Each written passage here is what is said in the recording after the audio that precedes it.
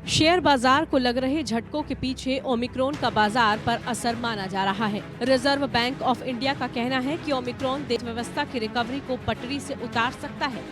RBI ने अपनी आर्थिक समीक्षा की नवंबर में मासिक रिपोर्ट पर बड़ा अंदेशा जाहिर किया है। रिपोर्ट के मुताबिक ओमिक्रॉन दुनिया की अर्थव्यवस्थाओं में हो रहे सुधार के सामने नया संकट खड़ा कर सकता है। हालांकि ये भी कहा जा रहा है कि भारत में तेजी से टीकाकरण की वजह से ओमिक्रॉन का असर कम पड़ने की उम्मीद है, लेकिन ये साफ है कि ओमिक्रॉन का छोटे, मझोले और लघु उद्योगों पर बुरा असर पड़ सकता है। पहली और दूसरी लहर में भी कोरोना की मार एमएसएमई पर ही पड़ी थी, इसलिए इस क्षेत्र से जुड़े संगठन लॉकडाउन का विरोध कर रहे हैं।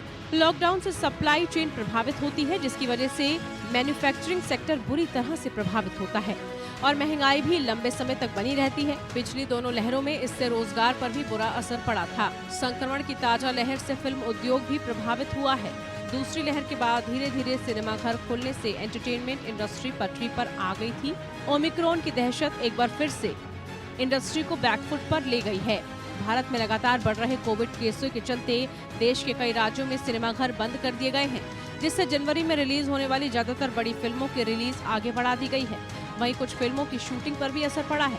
इससे फिल्म उद्योग, टूरिज्म से जुड़े कर्मचारियों की नौकरियों पर, आय पर असर पड़ने की संभावना है। विशेषज्ञों द्वारा अभी तक कोई अनुमान साझा नहीं किया गया है, लेकिन लंबे समय तक संक्रमण के जारी रहने पर कर्मचारियों की छटनी के अलावा हजारों करोड़ रुपए का नुकसान हो सकता है। राज्यों द्वारा लगाए गए प्रतिबंधों ने यात्रा, पर्यटन और विमानन जैसे क्षेत्रों को नुकसान पहुंचाना शुरू कर दिया है। अगर स्थिति बिगड़ती है तो यात्रा और पर्यटन से जुड़े व्यवसाय को सख्त प्रतिबंधों का सामना करना पड़ सकता है। अगर मौजूदा लहर लंबे समय तक चलती है या स्थिति और खराब होती है तो ये विनिर्माण, निर्माण और रियल एस्टेट जैसे व्यापक क्षेत्रों को भी प्रभावित करेगी। फिलहाल विशेषज्ञों को उम्मीद है कि ओमिक्रॉन के कारण अर्थव्यवस्था पर कुछ थोड़े समय के लिए असर पड़ सकता है।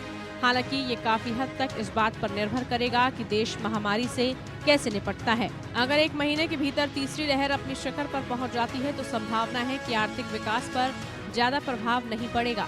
हालांकि बढ़ते केसों के चलते अधिक प्रतिबंध लग सकते हैं, जिसके परिणाम स्वरूप प्रमुख आर्थिक गतिविधियों में लंबे समय तक व्यवधान पड़ सकता है।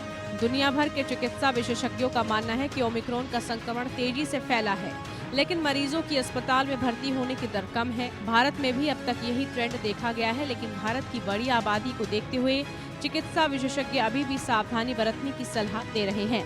उनका कहना है कि अगर देश की विशाल आबादी का एक हिस्सा भी संक्रमित हो जाता है तो ये देश की स्वास्थ्य सेवा प्रणाली को प्रभावित कर सकता है, क्योंकि वृद्ध और बिना टीकाकरण वाले लोगों को अभी भी अस्पताल में भर्ती होने की आवश्यकता होगी।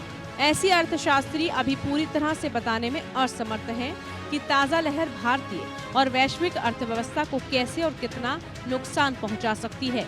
यही कारण है कि अंतर्राष्ट्रीय मुद्रा कोष IMF ने अपनी आगामी विश्व आर्थिक आउटलुक रिपोर्ट जारी करने में देरी की है।